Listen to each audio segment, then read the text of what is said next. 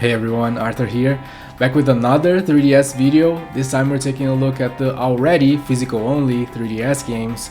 Of course, very soon, every single one of them are gonna become either physical-only or completely unavailable through official means when the eShops close in March 27, 2023.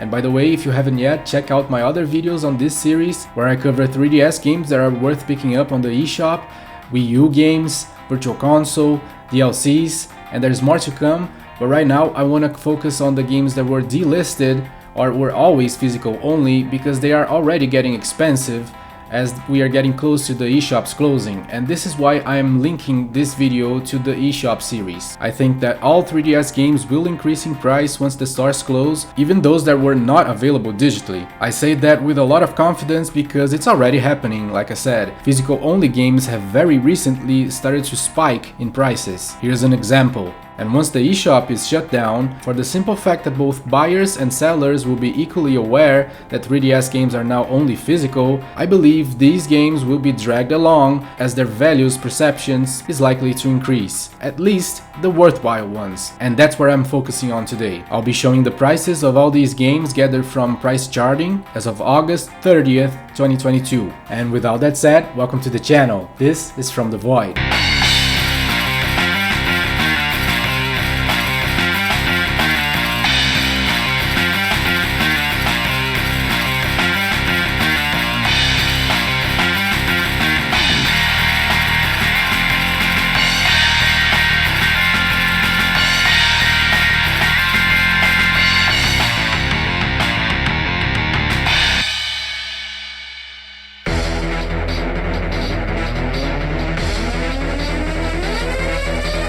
Okay, next we have two big highlights on this entire list in my opinion, the Project Cross Zone games.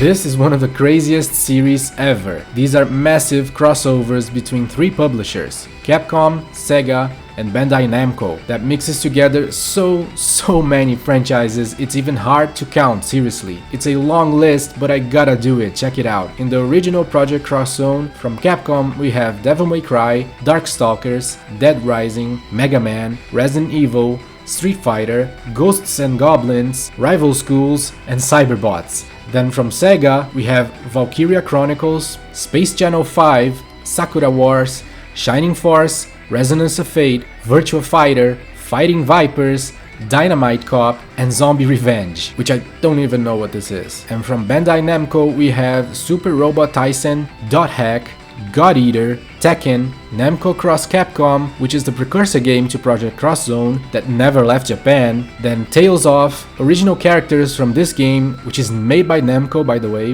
the Saga series, The Legend of Valkyrie, and Eumeria. It's a lot, and then in the sequel they add even more franchises. Capcom includes Ace Attorney, Captain Commando, Star Gladiator, and Strider.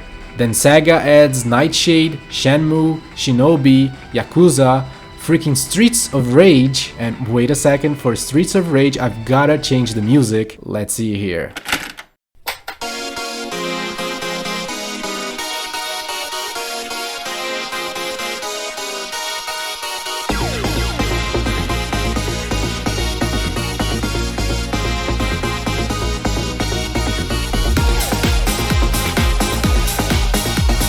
More like it. They even added Segata Sanshiro, which is a Sega character created to advertise their products in Japan only. I mean, what the f***?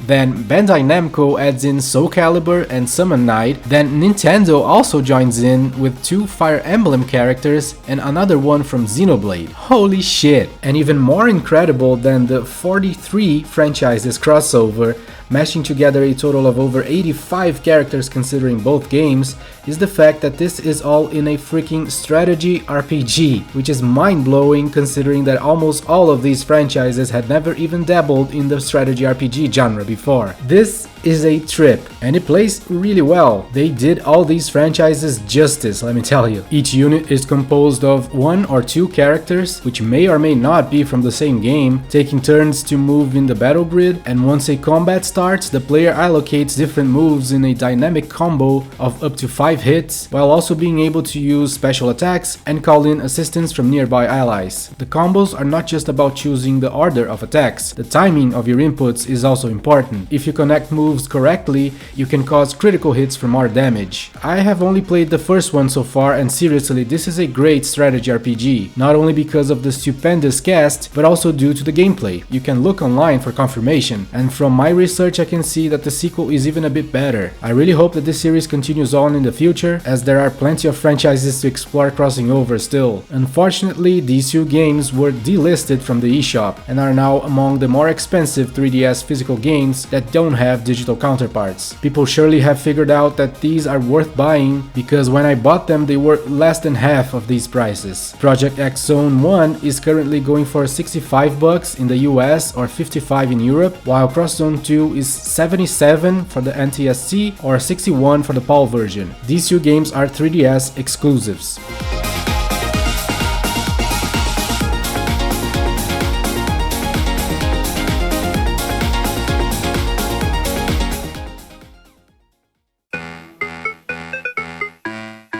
Following up with a game that uses a rare feature of the 3DS, the AR cards, and the game that gave me the most amount of trouble to get the footage of, but for good reason. We're talking about Tetris Axis.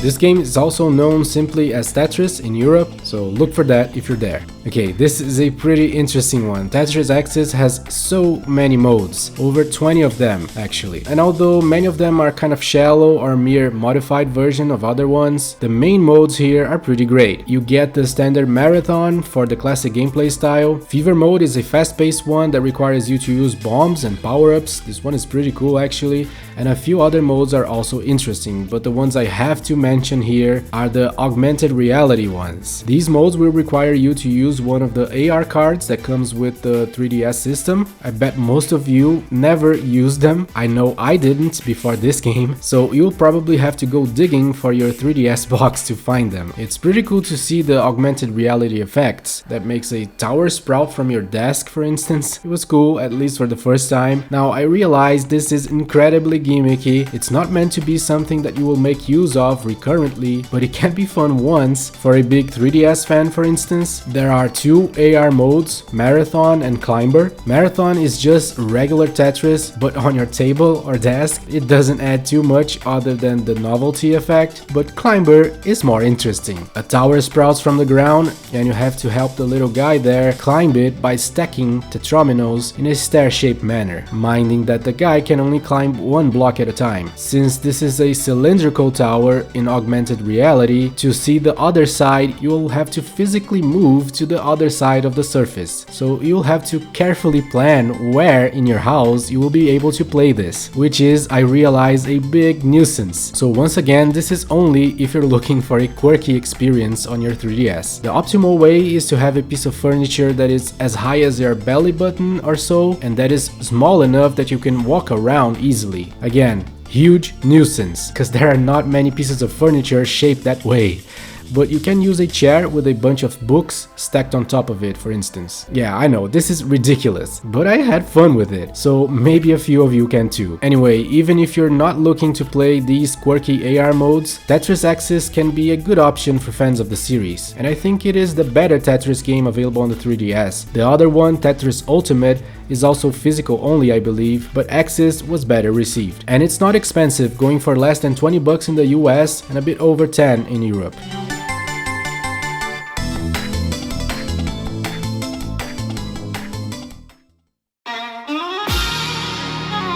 Next is a couple of JRPGs that are not on the same series but are made by the same developer and carry out many similarities. We're talking about The Legend of Legacy and The Alliance Alive.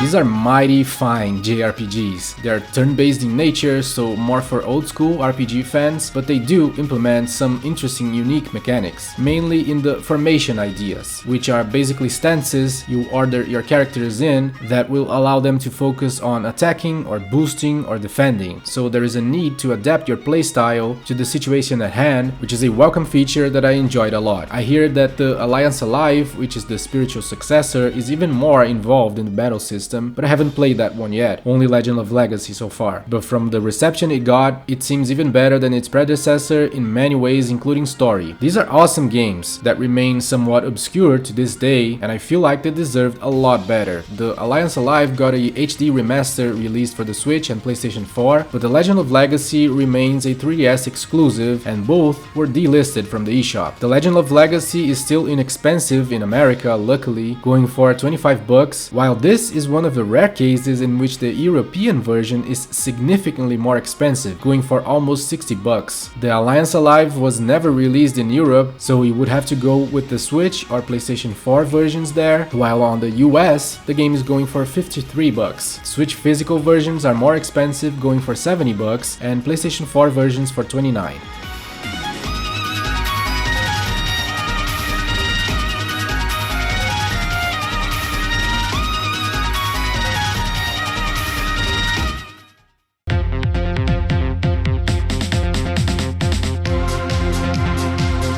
Moving on to a unique version of an absolute classic indie game, Cave Story 3D.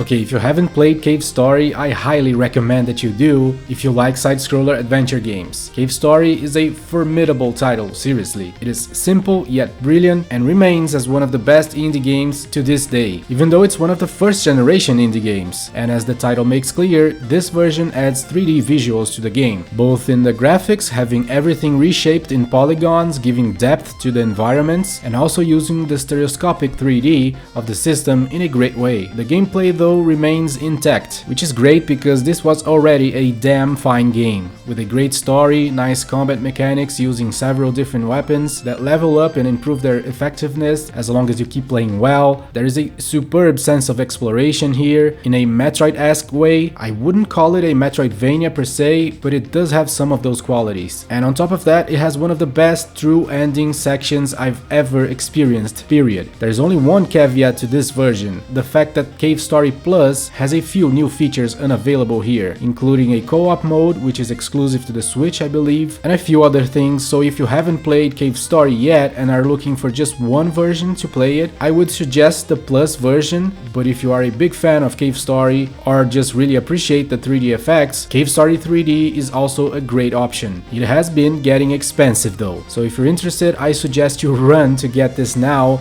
before it grows even more. It's going for 60 bucks US or 71 European.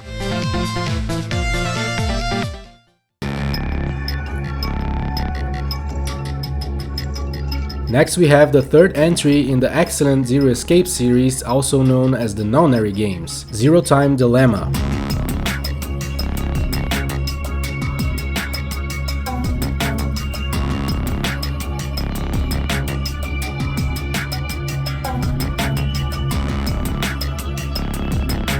Apparently, due to publishing issues, Zero Time Dilemma was delisted from the eShop and PSN stores, so for those platforms your only option is the physical. I'm sure of that for the 3DS at least, but the Steam option is still available. The Zero Escape games are fantastic. I have not played this one yet, but the original and Virtue's Last Reward, I can attest, are freaking fantastic. And going by reviews and public reception, this one seems another home run. The graphics are certainly great here, the unsettling nature of the narrative and locations is present as always, and the puzzle gameplay is also a big highlight. It is very clear that this is a full pack for fans of story-driven puzzle games with a dark twist. But since it's physical only, the prices are absolutely unfriendly right now, going for almost 100 bucks for US copies, while European copies do not exist, I'm afraid. You can still find it for cheaper both on Vita, where a physical copy goes for 40 bucks, as well as on the PlayStation 4 for 22.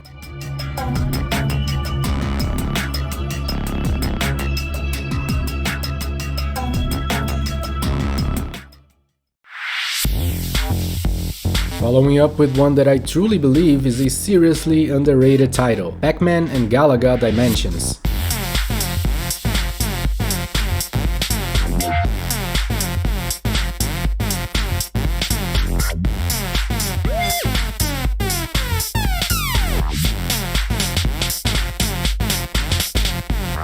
Okay, this is a compilation of 6 games, 3 Pac-Man titles and 3 Galaga titles. First we have the original Pac-Man from 1980, which is an absolute classic that needs no introduction, as well as the original Galaga from 1981, another classic that remains a challenging shooter with a multitude of enemies with different patterns and is a pretty cool arcade game. Then we have 2 much more modern games on these 2 series from the Xbox 360 era, which were both very well received. One is Pac-Man Championship Edition, which is a pretty excellent modernization of the classic Pac-Man style of gameplay. Granted, there is an even better game than this one in Pac-Man Championship Edition DX, but this is still a pretty awesome game that makes the gameplay fast-paced and frenetic and simply loads of fun. Then on the Galaga side we have Galaga Legions, which is pretty much the same idea but applied to Galaga, keeping the gameplay classic but modernizing it for a fast-paced action with psychedelic and shiny graphics, which is again loads of fun. Another very well received game, and to top it all off, each franchise received a new and exclusive entry to this compilation here. On the Pac-Man side we have Pac-Man Tilt, which is a platformer that uses the gyroscopic functionality of the 3DS, which I realize some will find too gimmicky, but this plays rather well and is a fun change of pace for the package. By tilting the 3DS, Pac-Man behaves like a pinball that can be bumped with several pinball style mechanics. I mean, this is not a great game and probably not what fans of Pac-Man were looking for, but not terrible at all. A solid 7 or so here. And finally we have Galaga 3D Impact, which turns the gameplay into a first-person on-rails shooter, but keeps the diverse enemy patterns, staple of the series, and presents a cool challenge, also providing the gyroscope controls, though you can also ignore them and just use the regular controls. This one is better than Pac-Man Tilt, but both are kind of on the short side, lasting a few hours each. But the collection as a whole is pretty solid, with 6 decent to great entries here, so I would be inclined to give this compilation a solid 8 or 8.5 or something, while reviewers gave it 6s, which I could not disagree more. Apparently enough people are agreeing to my view, as Pac-Man and Galaga Dimensions has increased in price recently, reaching over $45 for a complete US copy,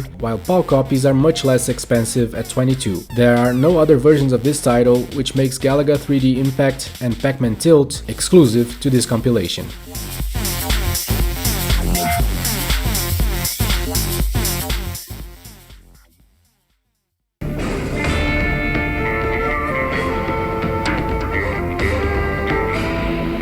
Next is Shinobi.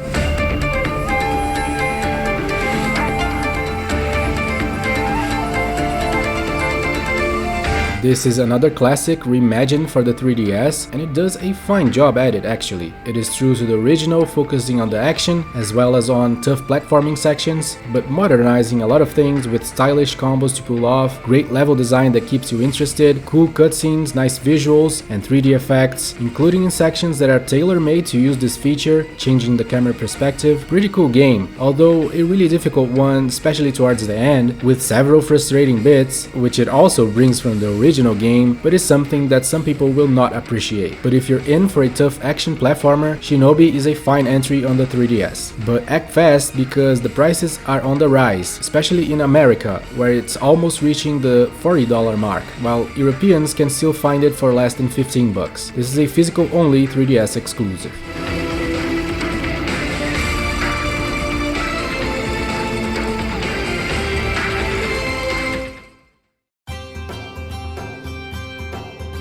Next is the only 3DS entry on this long-running series of excellent JRPGs, Tales of the Abyss.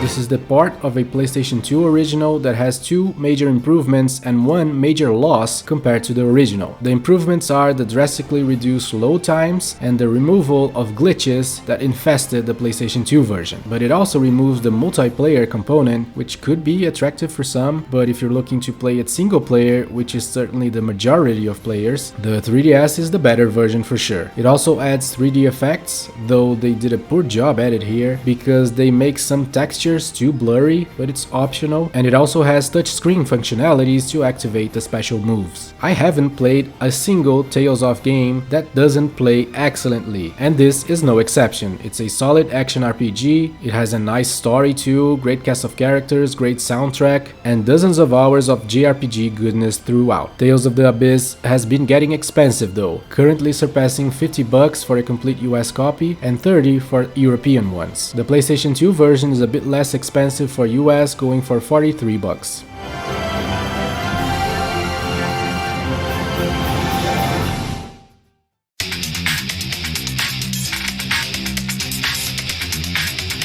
Next up is Tekken Edition.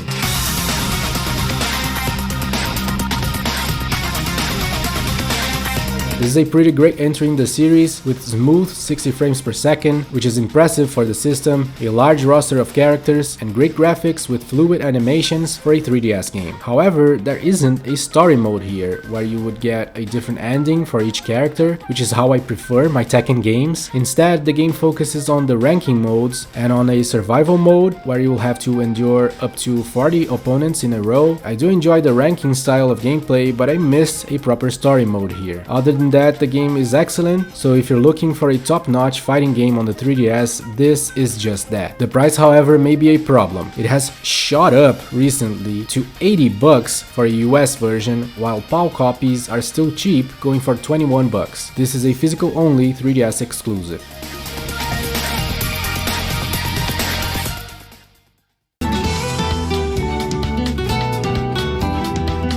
Next is a kind of divisive game, Code of Princess.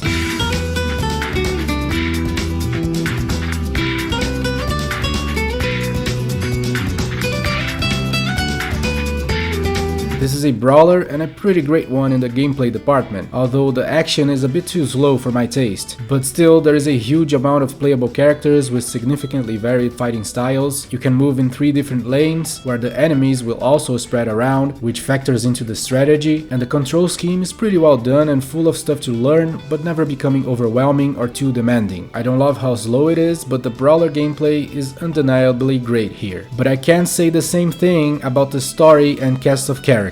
I had a huge issue with these two aspects while playing this game. I hated pretty much every single character, found all of them incredibly shallow, and the story uninteresting and witless. The graphics are great actually, but I did not enjoy the characters' designs. So yeah, it was certainly a mixed bag for me, but a lot of people swear by this game, so it's up to you. If a mindless story and characters is something that you can look past in favor of a great brawler gameplay, Code of Princess could be for you. The pricing right now is another problem though. A US physical copy goes for $64. This game was delisted from the eShop and there was no European physical version ever released, so you already can't officially get this if you have an European 3DS. Luckily, they released an enhanced part for the Switch that improves graphics, AI, the leveling up system, adds co-op, and more. But the physical version of Code Princess EX on the Switch is even more expensive, going for over $100. You can also go for the digital Switch version, of course, for the full price of $39.99, also kind of expensive if you ask me.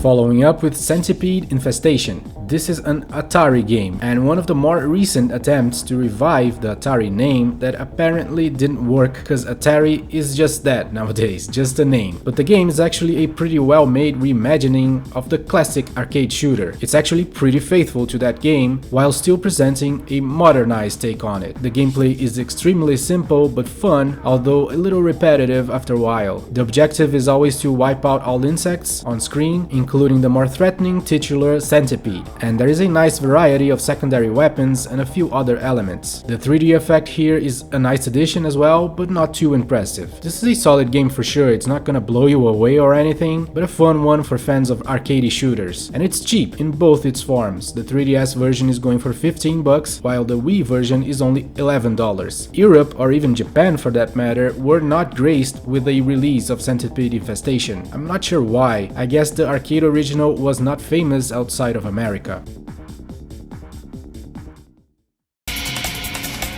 Next is Metal Gear Solid Snake Eater 3D.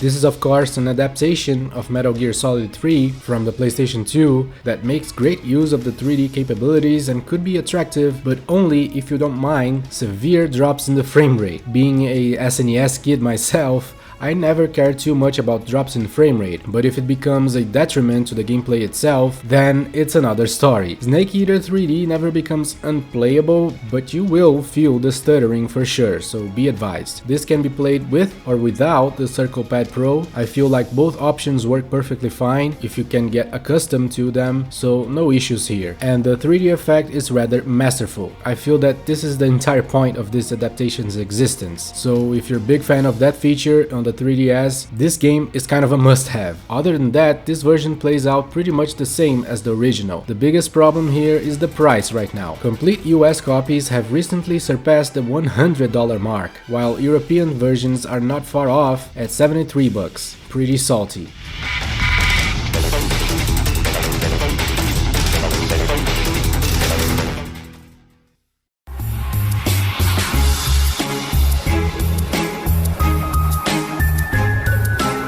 Next, a rather obscure puzzle game, kind of a hidden gem too, Crush 3D. This is a 3D puzzle platformer that will require you to manipulate the platforms by using the crush action, which flattens the surfaces down to 2 dimensions, and if you use them while in top-down view, platforms will change their heights. These are fun mechanics to use given that you can crush easily, and there is little to no penalty for experimenting with it anywhere you want. The platforming itself is simple but perfectly functional, so all this results in an interesting game for sure. Later levels may become a little too cryptic depending on your taste, but if you're a fan of puzzle platformers, Crush 3D is a fine option for sure. The graphics are kind of ugly and generic, especially up close, which is probably the reason why the game didn't get a lot of recognition. That and the atrocious cover art. Yeah, awful. But that helped with making Crush 3D remain cheap all this time. It's currently going for 12 bucks in the US and mere 6 bucks in European regions.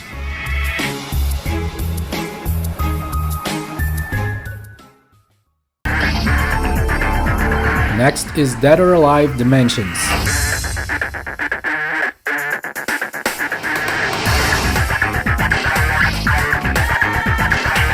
This is one of the few that I don't own, but had to include it since reception for it was very positive, receiving lots of 8s and 9s. This is a tailor-made entry for the 3DS, using the 3D effect in meaningful ways. There's a story mode that tells the events of previous entries in the series from several of the more important characters' points of view, which is great, and the fighting itself is perfectly solid, true to the series' reputation. If you're a fan of this franchise or 3D fighters overall, Dead or Alive Dimensions is a great pick for the 3DS. Unfortunately, it's been getting expensive, currently going for over 60 bucks in the US, but Europeans are much luckier to still be able to find this under 10 bucks. This is a physical only 3DS exclusive.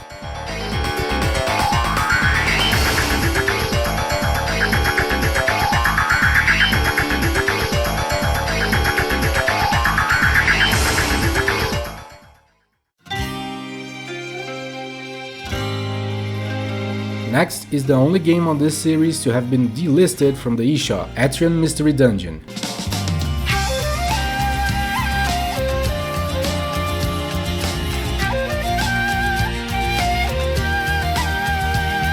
This is a pretty excellent mix of the mystery dungeon gameplay with the Etrian Odyssey series. I bought this very recently and was very satisfied with the gameplay so far. The sense of exploration is great, the gameplay is fast-paced, which is a nice change for the Etrian Odyssey series, and there is quite a lot of strategy involved, which is a clear highlight of this game. Etrian Mystery Dungeon is only suited for a niche audience that already likes the mystery dungeon style of dungeon crawling, but if you do, this is a full package, probably among the best games of this kind ever. Unsurprisingly, prices are up for this game, above the $75 mark for US copies, but PAL copies are still somewhat cheap for 23 bucks, which is a really great bang for buck because there is a lot of meat here. As a reminder, even though this was delisted from the eShop, the DLC is still available to download. I checked it myself when doing the DLC video. By the way, check out that video for every single game with DLC available on the 3DS. Link in the description and in the top right corner.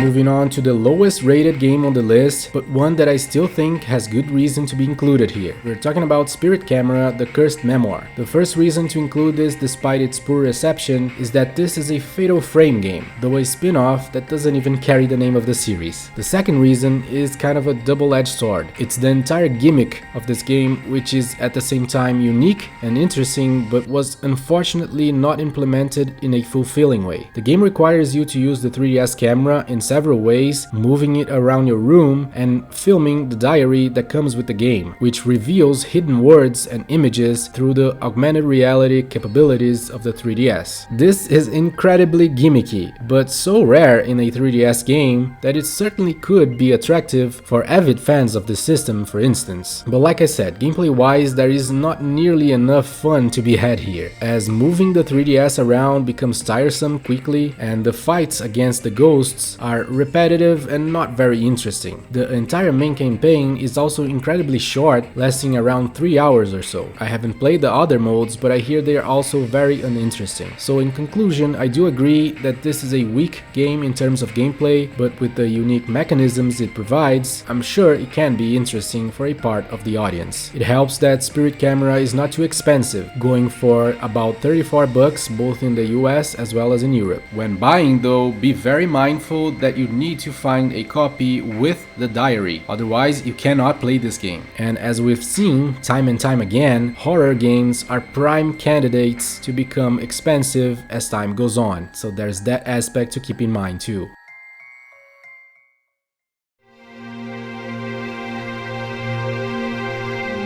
Next is Kingdom Hearts Dream Drop Distance.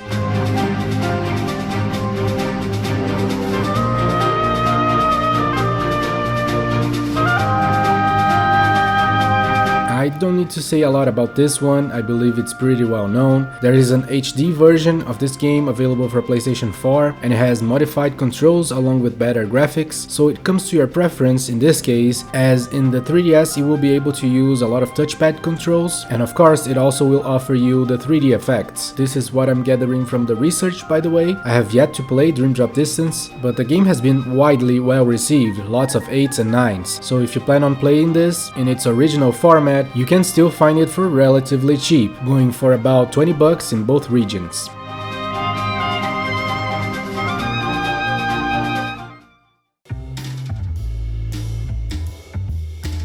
Next we have James Noir's Hollywood Crimes. This is sort of a Professor Layton style puzzle game, in structure I mean, because it's pretty different presentation wise. It carries a sort of FMV style that I find a little off-putting, and I think most people would agree, and the story is also on the lacking side overall. It does have some interesting ideas revolving around a murder mystery, but the script really falls short of delivering an interesting narrative, and comes off unintentionally comical, I'm afraid. The gameplay on the other hand is where the game shines. designs. The puzzles are actually clever and distinct, some even have great presentation to them, and many are nice to see with the 3D effect turned on. If you're done playing the Professor Layton series and still looking for more games of this kind, James Noir's Hollywood Crimes can be a decent alternative, though not a stellar one, but well worth the measly price of $5 for NTSC US versions, or even less for PAL ones. This is the cheapest game on the list.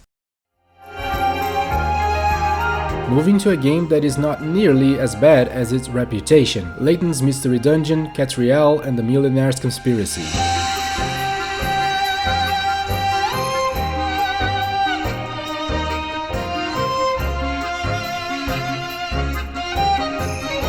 This is a solid entry in the series, and although I agree it is probably the worst one, it still carries a lot of the charm that the series is famous for, while changing the structure of the story to a number of smaller cases to investigate with an overarching plot behind it all. I found this structure just fine. I'm also in the minority of people who like the choice of protagonists here. Where the game actually falls a little bit short to me compared to the other Layton games is in the puzzle department. They're clearly less imaginative than usual, but not that much to make this a bad game. Not at all actually, there are still a good number of interesting ones here. Level 5 ran into some serious financial troubles after this title, which makes this the last Layton game so far, but I surely hope they bring it back at some point and that they can be able to bounce back, cause Level 5 is a great developer. They're one of the best at making interesting, quirky games. Anyway, this Layton entry is the only in the series to have been delisted from the eShop, which probably contributed to the price skyrocketing to $75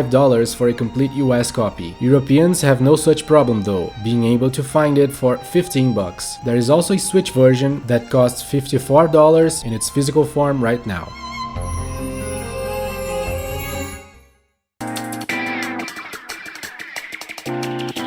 Next is Ridge Racer 3D.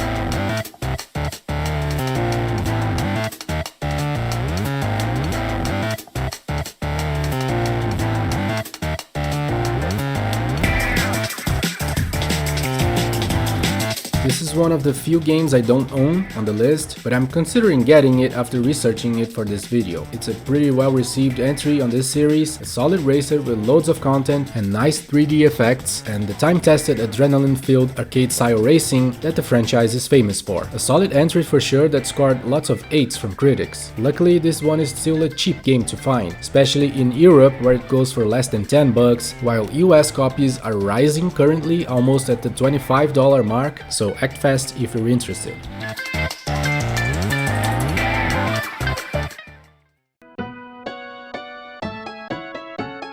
Next is Theatrhythm Final Fantasy.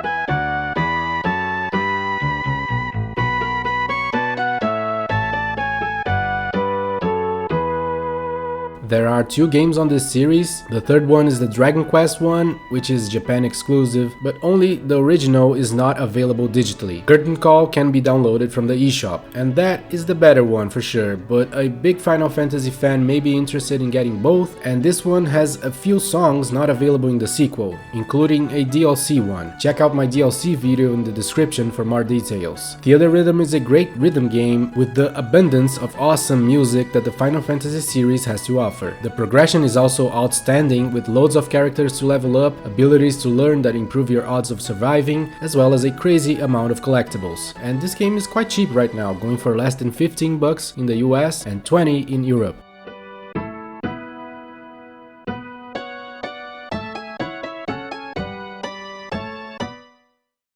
Following up with Steel Diver. This is one of the cheapest 3DS games, and it's a Nintendo game, but it was not well received by Nintendo fans because admittedly it's a hard one to get into. The controls and the pacing of this game are stiff and slow, but critics were a bit more favorable. This game got 7s and 8s, as the controls are like that on purpose to emulate the feeling of maneuvering a submarine. I agree it's not incredibly engaging for the mainstream audience, but an enjoyable experience if you give it a chance. You can use the stylus to move the levers that will make make you go forwards or backwards, as well as sink or surface. You can also use torpedoes up or forward and can use a mask to decoy incoming projectiles. I think this is a nice, unique game worth getting for the very cheap prices they're going for nowadays. Both in the US as well as in Europe, going for $6 or $7, quite a bargain.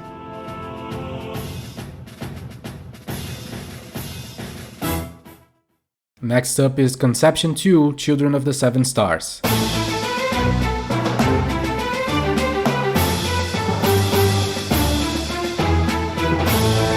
This is a remarkable dungeon crawler RPG with great battle mechanics, an engaging story, awesome soundtrack which is copyrighted unfortunately, so I'm not using it here, and quite stylish graphics. It probably has some Persona inspirations. This is an absolutely solid RPG for fans of dungeon crawlers, and I'll say right now that if you have the option of getting it on the Vita, I would advise you to do so, as the DLC is still available there, while it was delisted from the 3DS eShop along with the game itself. But if you don't care about the DLC, which are extra quests and jobs, nice additions but not incredibly meaningful, the 3DS version is still worthwhile. It's currently $32 for a US copy, while European physical 3DS copies do not exist, unfortunately. You can also opt for the physical on the Vita for a similar price, and like I said, it's also digitally available on the Vita and Steam.